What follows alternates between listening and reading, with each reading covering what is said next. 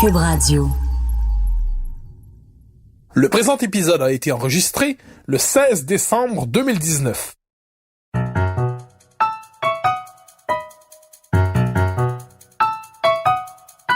Ici Mathieu Bock-Côté et bienvenue aux Idées mènent le monde.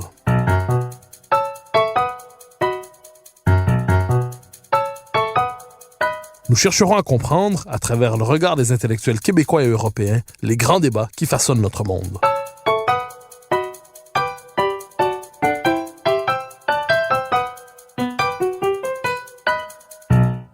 L'idéal démocratique repose sur la possibilité d'un débat public éclairé, permettant aux divers courants de pensée de faire valoir leurs points de vue et leurs arguments. Cela se passe ainsi en théorie, du moins. Car dans la réalité de nos sociétés, les choses se présentent rarement de cette manière. La vie démocratique est étouffée par ce qu'on appelle le politiquement correct, la rectitude politique, la pensée unique.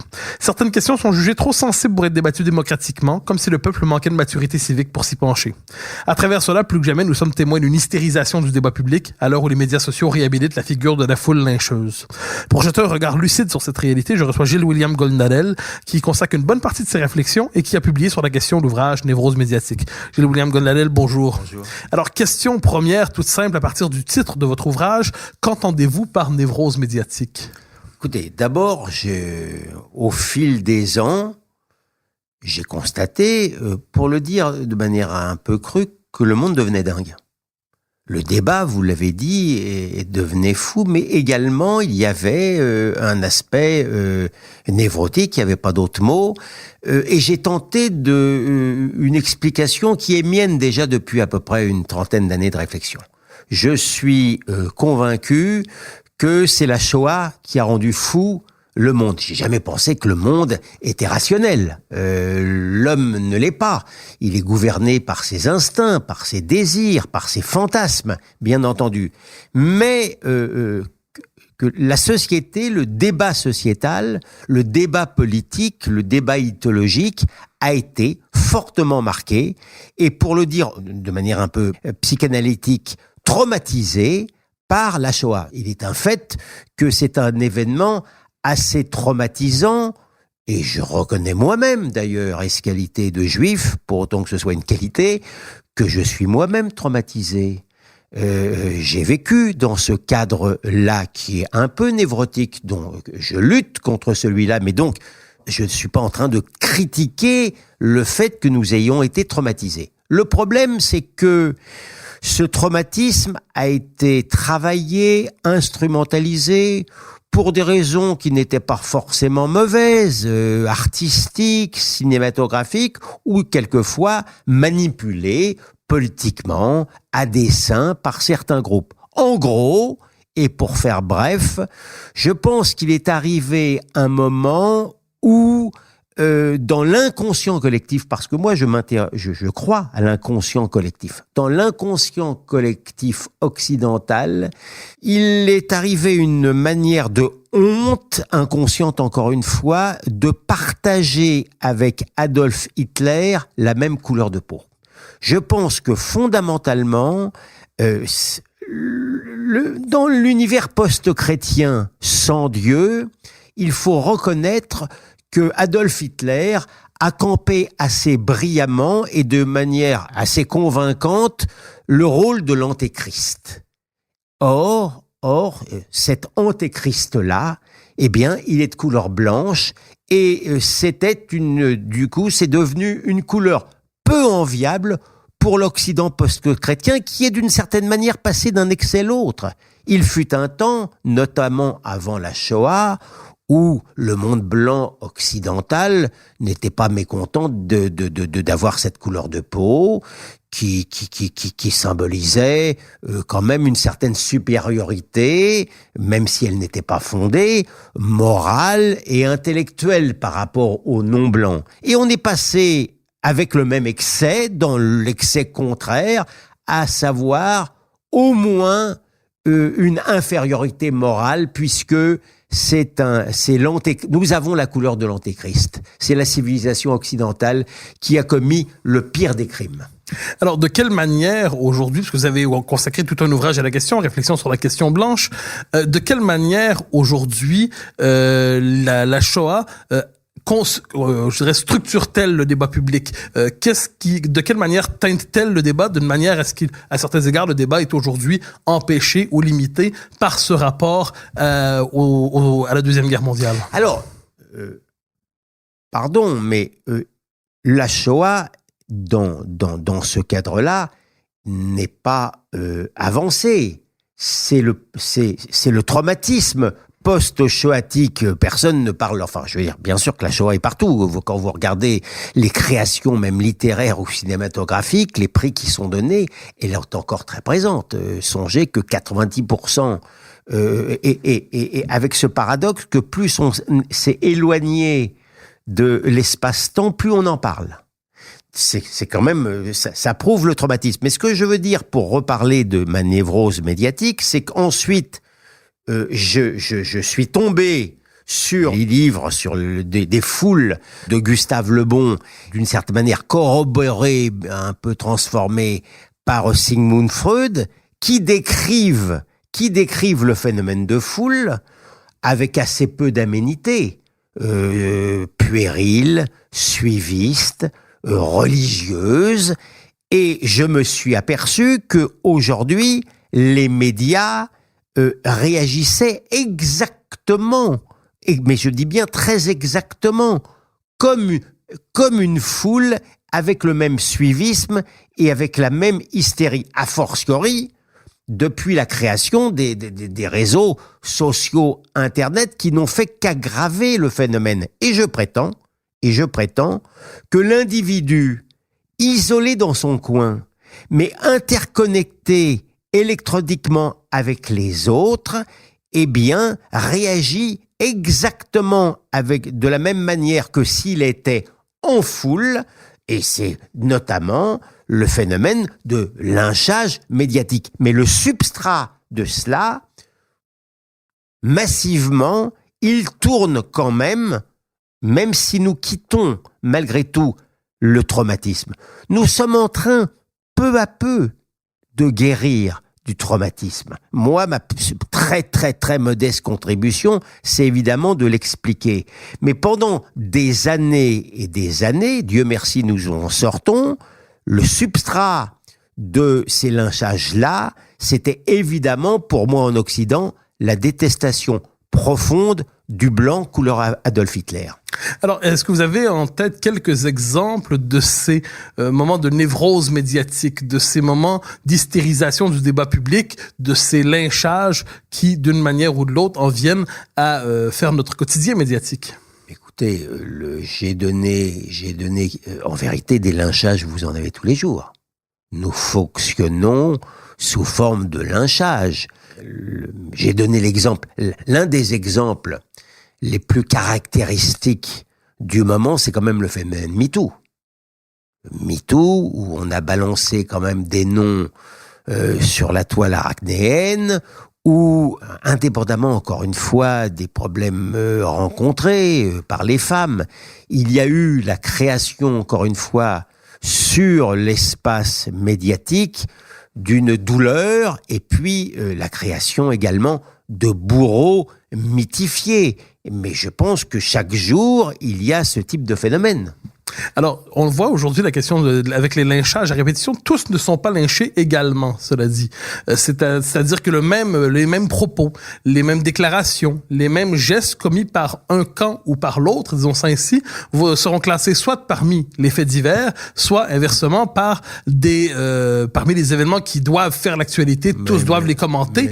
Quelle logique permet de départager le fait divers de l'événement majeur? Écoutez, malheureusement, il me semble qu'encore maintenant, même si nous progressons, il me semble, encore maintenant, il vaut mieux faire partie de l'extrême gauche, il me semble, pour éviter le lynchage. Je vous donne que l'exemple mais vraiment le plus récent, il y en a sans doute de meilleurs, mais il a le mérite au moins de la fraîcheur. Hier, il y a eu dans les rues de Toulouse une crèche vivante qui a été attaquée par une cinquantaine de militants anticapitalistes. Des enfants se sont débandés parce qu'ils avaient peur. Et le propos, c'était de dire que les chrétiens sont des anticapitalistes. Bien. Mon imagination est impuissante à vous décrire la réaction gouvernementale ou la réaction médiatique ou la réaction des prétendues associations antiracistes si par une hypothèse absurde et impossible, on avait attaqué physiquement de la même manière des musulmans en prière.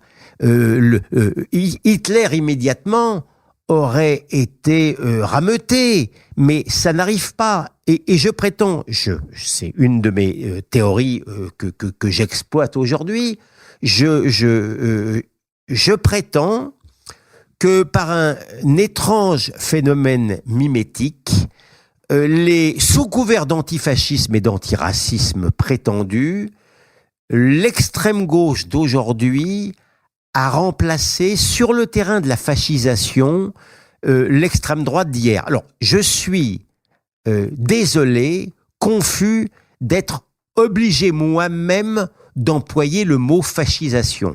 Je suis l'un de ceux, peut-être, qui a le plus guerroyé contre les références abusives et j'en ai parlé à l'instant même, névrotiques au passé. Mais malheureusement, cet horizon indépassable sur le plan de la sématique de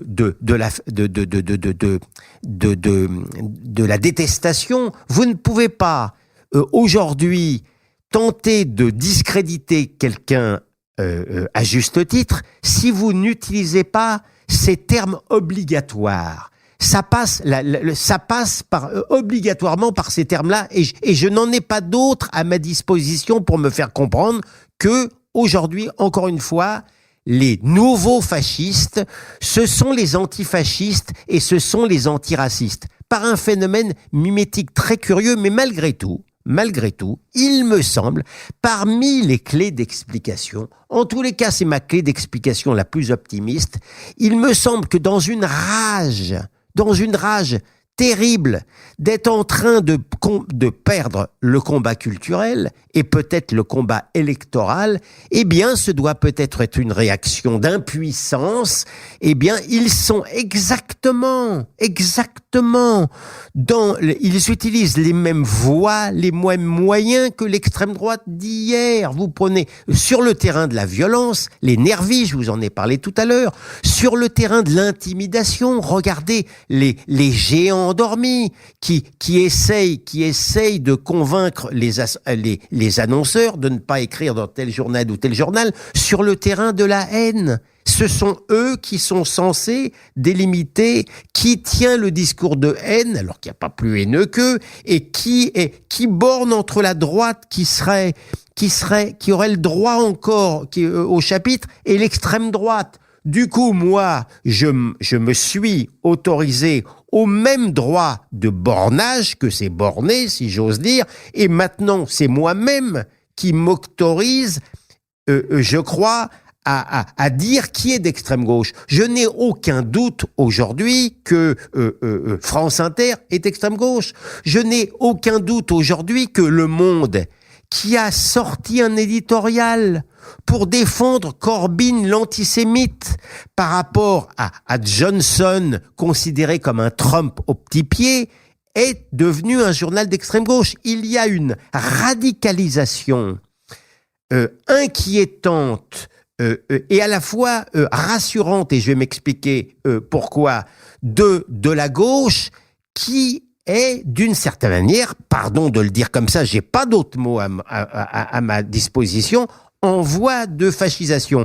Ça me rassure sur le plan électoral parce que cette sorte de corbynisation, on voit ce qu'elle donne, on a vu ce qu'elle a donné il y a quelques jours en Grande-Bretagne. J'ose espérer que ce sera la même chose aux États-Unis si c'est une Elizabeth Warren ou un Bernie Sanders qui porte les couleurs de la gauche qui deviendra extrême.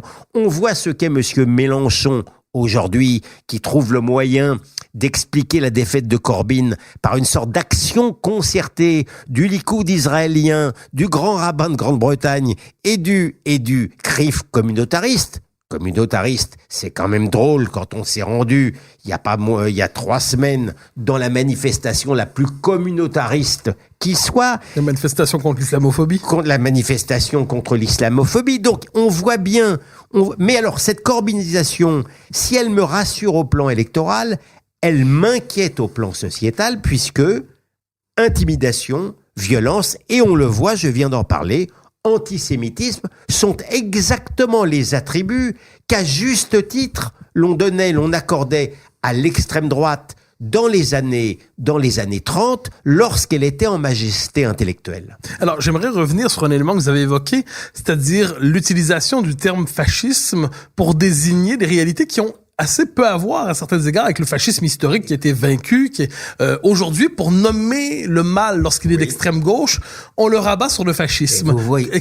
Alors que l'histoire du XXe siècle nous avait quand même enseigné que les totalitarismes, qu'il s'agisse du nazisme ou du communisme, ou à tout le moins du fascisme ou du communisme, communiaient dans le totalitarisme. C'était deux totalitarismes distincts.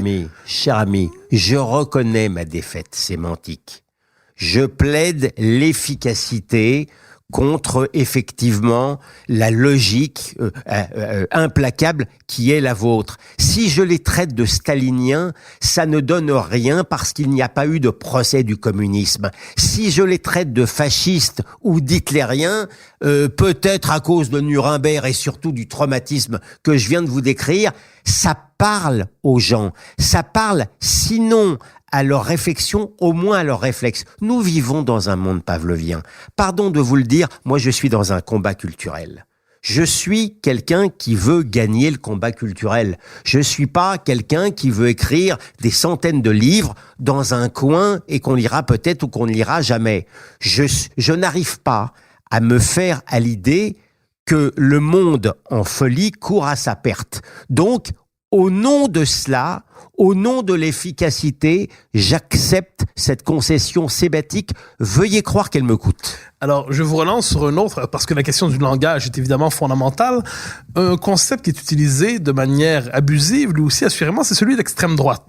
Alors, un concept dont la signification ne cesse de s'étendre, historiquement, qui référait à une tradition de pensée bien identifiée, et qui aujourd'hui cherche à marquer toute forme d'opposition frontale avec le progressisme. Vous écriviez dans un livre précédent que est d'extrême droite celui qui s'oppose avec vigueur ou extrêmement au progressisme. Oui. Quel est l'usage exactement aujourd'hui de ce concept d'extrême droite dans le débat public? À quoi sert-il et dans quelle mesure conserve-t-il son efficacité? Alors, il a servi très efficacement pendant des années à ghettoiser. Il a exclu du débat médiatique les gens qui étaient fichés ainsi, avec, encore une fois, le fait que le monopole du fichage était conféré à la gauche et à l'extrême gauche médiatique. Pendant des années, des gens auxquels j'appartenais, je ne sais pas. Moi, j'avais à l'époque, il y a quelques années encore, l'avantage d'être juif. Donc, le fait d'être juif vous protégeait quand même un peu d'être classé dans l'extrême droite hitlérienne. Depuis un certain temps, ça ne protège plus du tout, mais Dieu merci, comme l'étiquette elle-même a été, si j'ose dire, dévaluée, aujourd'hui, on peut me traiter d'extrême droite, de pédophile, de brosse à gratter. Ça n'a aucune espèce d'importance parce que je pense que celui maintenant qui est le fameux censeur, celui qui borne entre la droite et l'extrême droite, a perdu, vous savez, une très grande partie de son magistère intellectuel et moral. Raison pourquoi il est nerveux, raison pourquoi il perd son sang-froid. Ça n'est plus très grave maintenant. Vous voyez bien, malgré tout, que nous ne sommes plus ghettoisés. Alors, certes, je ne compte pas. Ça tombe bien, je n'y tiens pas spécialement. Être invité bientôt dans l'audiovisuel de service public, qui reste malgré tout largement confisqué au bénéfice de la gauche et de l'extrême gauche. Mais nous avons maintenant des espaces où nous pouvons écrire, parler, nous exprimer, et puis surtout aussi, j'ai beau avoir été sévère, et je le demeure, à l'égard d'Internet et des réseaux sociaux.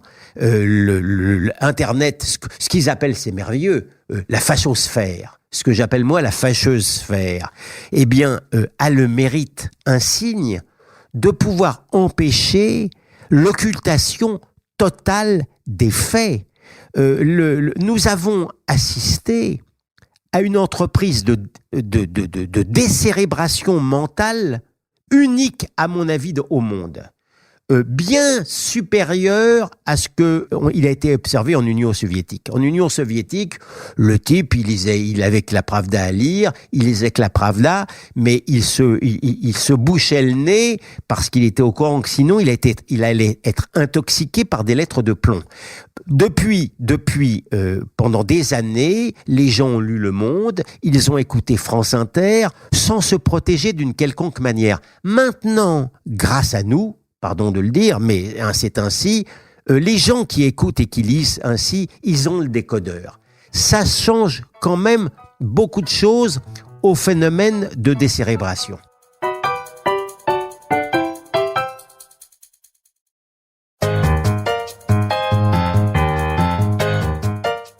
Alors, vous évoquez le rôle de l'audiovisuel public, qui n'est pas un cas spécialement français, on le voit en d'autres pays, peut-être le mien.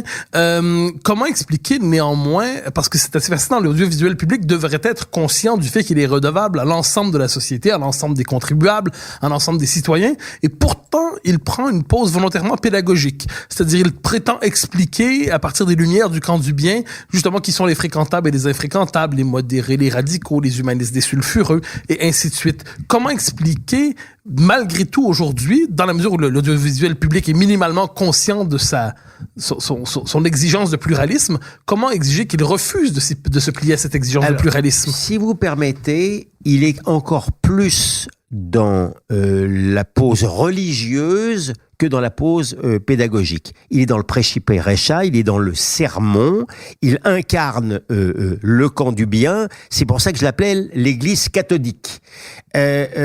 Écoutez, vous avez entièrement raison, mais c'est même pire que ça sur le plan juridique. Le cahier des charges, au rebours des entreprises privées, le cahier des charges des entreprises de l'audiovisuel public leur fait obligation d'être dans la neutralité, l'objectivité et le respect du pluralisme. Si vous leur dites ça à ces gens-là, ça va provoquer un fou rire.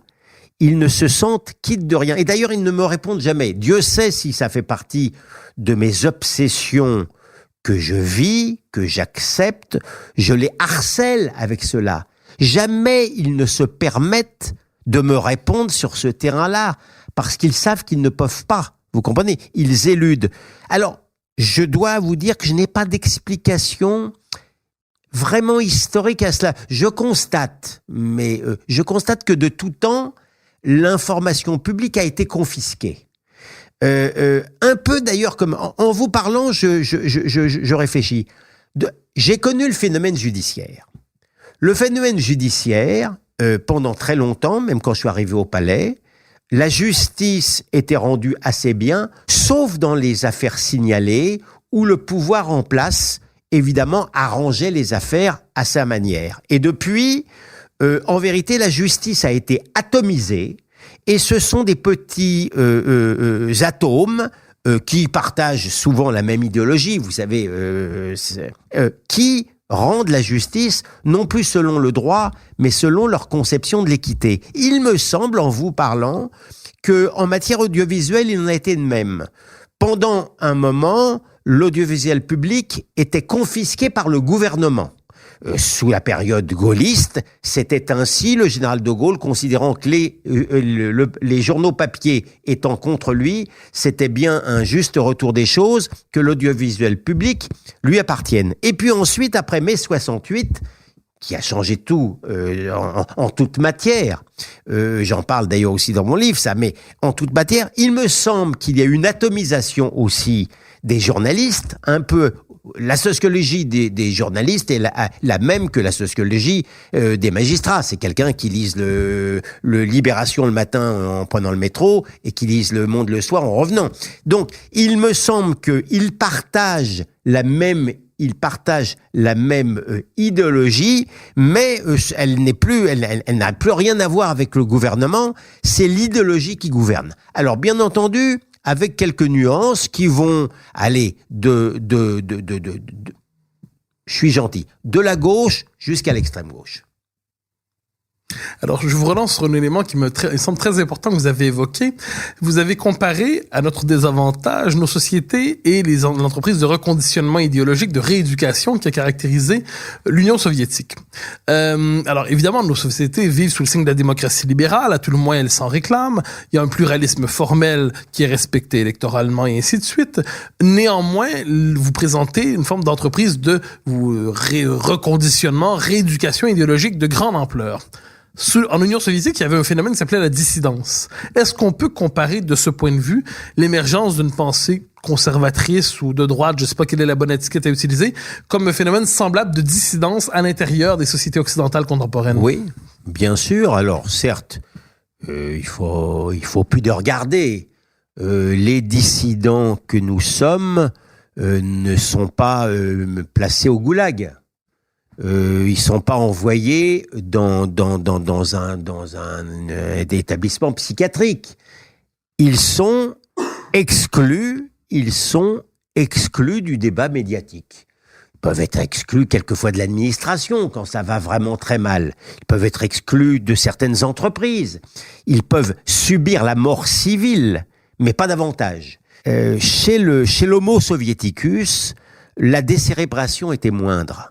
Alors que chez l'homme occidental, chez l'homme post-chrétien, il me semble qu'avec ce surmoi que je vous ai décrit, évidemment, dans le cadre de mon explication post-shoatique, ce surmoi a été extrêmement puissant pendant des années, et vous aviez également une église très rigoureuse, capable d'excommunier ex cathedra, capable de distribuer indulgence d'un côté et châtiment de l'autre, et qui a fonctionné avec ses grands clercs, avec ses petits prêtres. Il me semble que nous commençons à en sortir. Alors, j'aimerais monter peut-être un peu moins optimiste que vous. Vous dites, nous commençons à en sortir, peut-être parce qu'il y a une opposition qui se forme. Pourtant, si on regarde la vie universitaire, des deux côtés de l'Atlantique, par exemple, là où s'élaborent les concepts dominants de notre société, là où s'élabore ce qui sera demain le mainstream médiatique, on peut dire inversement qu'on est témoin d'une forme de radicalisation du progressisme, vous l'avez évoqué tantôt en parlant d'une radicalisation de la gauche, mais dans les institutions productrices de légitimité idéologique, pardonnez le jargon. Il me semble que cette gauche non seulement demeure en situation de monopole, mais aussi conserve la capacité de diffuser son vocabulaire. Je donne un exemple, je pourrais en donner d'autres. La diffusion de mots comme racisé ou des mots en phobie, les différents mots phobiques qui se multiplient, qui arrivent dans la langue médiatique d'abord avec des guillemets, mais les guillemets tombent rapidement et ça devient le nouveau vocabulaire à partir duquel nommer la réalité. Est-ce que de ce point de vue, vous ne faites pas preuve d'un peu d'excès d'optimisme? Alors d'abord, pour vous prouver que je ne suis pas si optimiste que ça. Je pense que nous avons gagné la bataille culturelle, non pas tant grâce à notre force de conviction ou notre talent de persuasion, voire à notre courage intellectuel, mais à cause des catastrophes qui sont arrivées. Je pense que malgré tout, le pouvoir du réel est un peu plus fort, je vais être très très prudent que le pouvoir du virtuel. Encore que le virtuel agisse sur le réel, c'est pas si simple que ça. Mais bien évidemment, les phénomènes migratoires massifs, des phénomènes de terrorisme islamiste ont mis quand même un peu de plomb, si j'ose dire, dans les idées des gens et dans les idées de l'homme. La réalité, elle reste malgré tout un temps plus fort que l'idéologie, raison pourquoi nous sommes dans ce combat culturel-là. Mais bien entendu, ils sont capables toujours de gagner. Nous pouvons gagner la bataille des idées et ils peuvent gagner la bataille de l'émotion. Donc, je ne triomphe pas du tout. Je vous explique pour quelles raisons nous avons marqué des points, mais avec des flots de sang. Vous connaissez sans doute mieux que moi, effectivement, la dictature intellectuelle qui se passe sur les campus. Je crois quand même, il me semble quand même que ces gens-là, bien sûr qu'ils peuvent faire la loi sur les campus, à la manière des fascistes. Alors, au moins, à la manière des fascistes d'hier, je peux dire comme ça. Ils font le coup de poing exactement de la même manière que les ligues hitlériennes dans les facultés allemandes et autrichiennes faisaient la loi. Mais pour autant, je ne pense pas qu'ils gagnent la bataille du peuple. Bien entendu, ils peuvent formater encore les écoles de journalisme. Bien entendu, ils peuvent tenter encore de formater les écoles de magistrats. Mais je crois malgré tout que les mots qu'ils emploient portent leur charge de ridicule. Donc, la vraie bataille, pardon de le dire, c'est aussi la bataille démographique. Parce que, pour dire les choses, dans les facultés, malgré tout, les islamistes sont quand même très puissants parce qu'ils sont très nombreux. Il faut savoir ça aussi. Il faut savoir quelle heure il est. Moi, pour vous, encore une fois, pour ne vous donner pas l'impression que je suis un être trop optimiste, en principe, c'est pas la première qualité qu'on me prête. Je suis incapable de vous donner l'heure. Je suis incapable de vous dire s'il est midi moins 5 ou s'il est midi 5. Donc, je constate que dans l'univers culturel et médiatique dans lequel je combats, la vie est quand même plus facile qu'il y a 10 ans ou 15 ans. Quel sera le résultat final ? Il faut voir les élections, il faut voir aussi, à supposer même que les résultats électoraux ne nous soient pas trop défavorables, il faudra voir aussi la capacité du politique de pouvoir changer tout cela. Donc je suis loin, je vous rassure tout de suite d'être optimiste. Alors, une question sur le contexte spécifiquement français, parce qu'il y a une différence entre l'Amérique du Nord et la France sur les lois qui encadrent la liberté d'expression chez vous. Donc, parce que lorsqu'on s'intéresse à la France, il y a toujours d'une manière ou de l'autre un essayiste, un journaliste qui va, dans l'espace public tenir des propos qui peuvent choquer. Il est amené devant les tribunaux et ensuite il y a d'une manière ou de l'autre condamnation pour propos. Des magazines peuvent être condamnés pour leur une et ainsi de suite. Dans quelle mesure les lois en France sur la liberté d'expression encadrent ou limitent ou ont un effet réel sur le débat public? Écoutez, moi je suis de ceux qui ont utilisé, oui, il faut dire les choses comme elles sont, je suis de ceux qui ont utilisé la loi et les prétoires pour faire avancer mes idées. Je l'ai fait dans les années 80, contre l'extrême gauche antisémite, contre l'islamo-gauchisme. Je peux vous dire que j'étais extrêmement critiqué. Je peux vous dire que quand j'ai fait des procès à Edgar Morin, par exemple, pour des déclarations qu'il regrette aujourd'hui, il fallait voir les volets de bois vert mais c'était une réaction de faiblesse, pardon de le dire. Si il m'avait été donné de pouvoir critiquer Edgar Morin et ses idées à la télévision ou à la radio, je me serais pas permis d'embêter les tribunaux avec cela. C'était le moyen de faire catharsis. Permettez-moi de vous dire que grâce à ces procès-là, peu importe d'ailleurs leurs résultats, j'ai pu quand même, je crois, avec mes méthodes, montrer qu'il existait un antisémitisme d'extrême gauche. À l'époque, on me disait, mais c'est pas possible. Serge July, que j'ai fait condamner, il peut pas être antisémite puisqu'il était de gauche. C'était un postulat pratiquement indiscutable il y a encore 30 ans, c'est-à-dire un siècle. Donc, je suis pas le mieux placé pour vous répondre sur ce terrain-là. Je suis de ceux, quand même, pour essayer de me rendre justice, c'est le cas de le dire, qui n'ait jamais été favorable, en tous les cas pendant très longtemps, à un premier amendement à l'américaine. C'est-à-dire que je suis de ceux qui considèrent que, en dehors même des procès en diffamation au nom des particuliers. Ça, il manquerait plus qu'on ne puisse pas encore défendre sa personne si on est traité injustement de pédophile ou d'escroc. Mais indépendamment de cela, je crois que je ne supporte pas l'idée qu'il puisse être écrit impunément dans les journaux que les juifs ou les musulmans ou les chrétiens doivent être massacrés. Je pense qu'il y a des limites. Je suis de ceux, je suis pas un libertaire. Je suis de ceux qui pensent qu'il y a des bornes à la liberté. Voilà. Donc, alors, ce qui se passe en ce moment, c'est que nous ne sommes pas dans un monde idéal. Je suis celui qui a mené le combat judiciaire contre le mur des cons. Donc, je ne suis, avec mon ami le journaliste Clément Velrenal notamment, je ne suis pas le plus mal placé pour vous dire que je ne vis plus dans un état de droit. Je pèse mes mots. Je veux dire, vous savez, je suis pas un provocateur, moi. Il y a 30 ans, j'avais une idée assez positive de la justice française. Certes, elle n'était pas idéale, elle est humaine. Elle était justement, je viens de vous le dire, souvent menée par le gouvernement. Mais le contentieux de masse ou les contentieux politiques étaient faits assez bien. Aujourd'hui, on peut dire que 30% du corps des magistrats est idéologisé à l'excès. Et je ne vous parle pas des autres qui le sont sans le savoir. Nous vivons dans une insécurité juridique que vous n'imaginez pas. Sinon, vous n'oseriez pas marcher dans la rue de peur de devenir injusticiable. Je suis de ceux qui a peur maintenant de ma justice.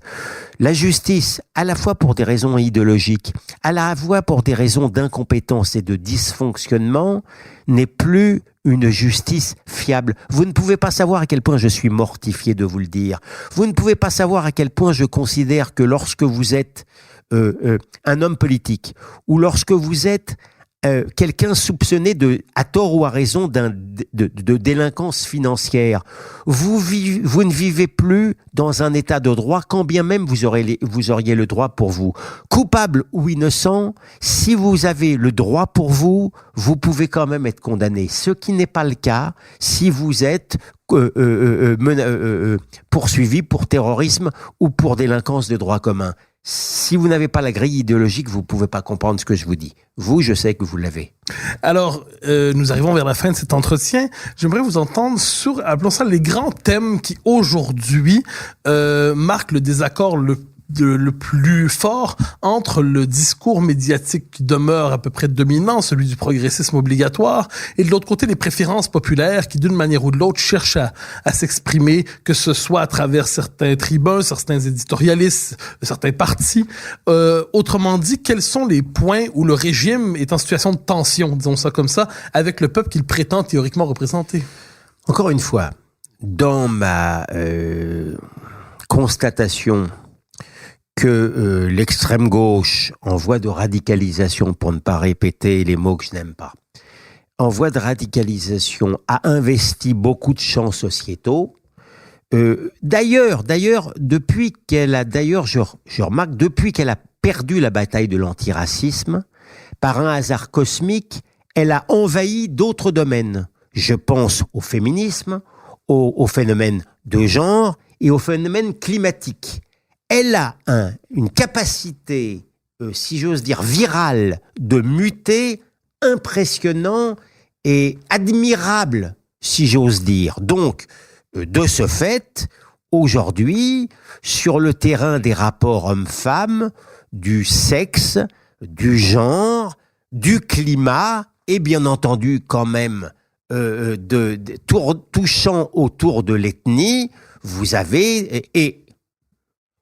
Pardon parce que je n'en ai pas parlé, de la question juive et de la question israélo-palestinienne, qui reste malgré tout très névrotique pour les raisons que je vous ai dit avant et qui appartiennent et qui touchent davantage, à mon avis, au phénomène de l'anti-occidentalisme que de l'antisémitisme, j'insiste là-dessus, eh bien, vous avez malgré tout un débat que la gauche et l'extrême gauche arrivent encore à surévaluer. Et à côté de cela, puisque vous m'y invitez, l'une des questions qui, à juste titre, inquiète le plus le monde occidental, qui est la question migratoire, reste une question à utiliser de manière homéopathique. Alors c'est vrai, quand vous avez une crise migratoire avec les migrants, etc., lorsque la réalité s'impose de manière incontestable, on ne peut pas vous empêcher d'en parler.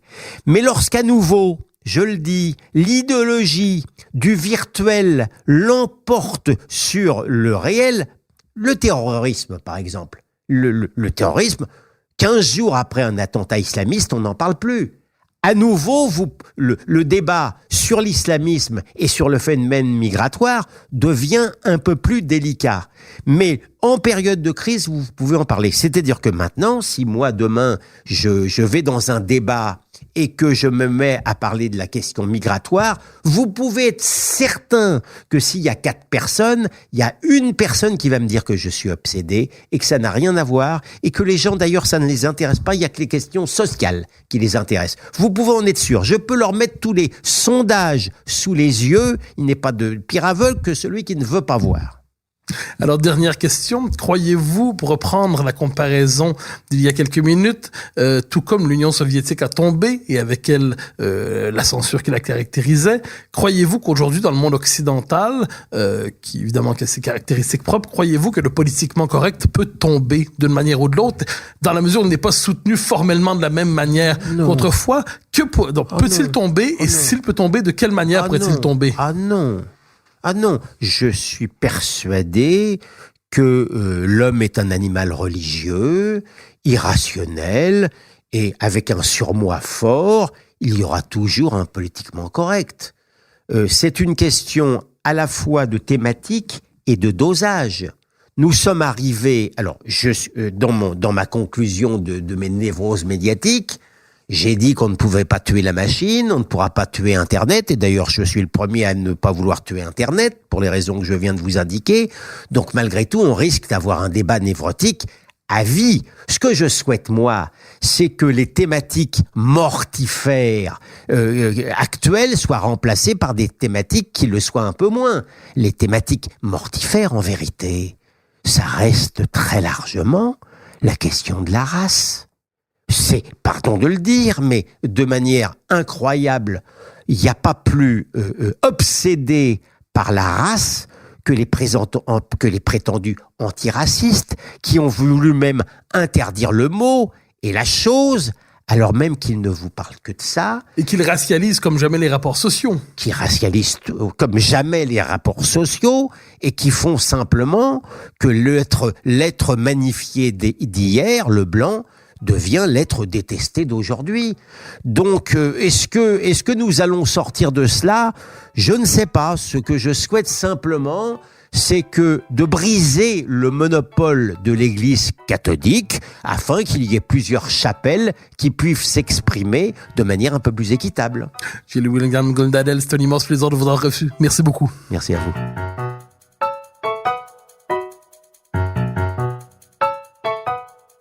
Chers auditeurs des Idées mènent le monde, vous pouvez faire connaître le balado sur vos réseaux sociaux en partageant les épisodes que vous aimez.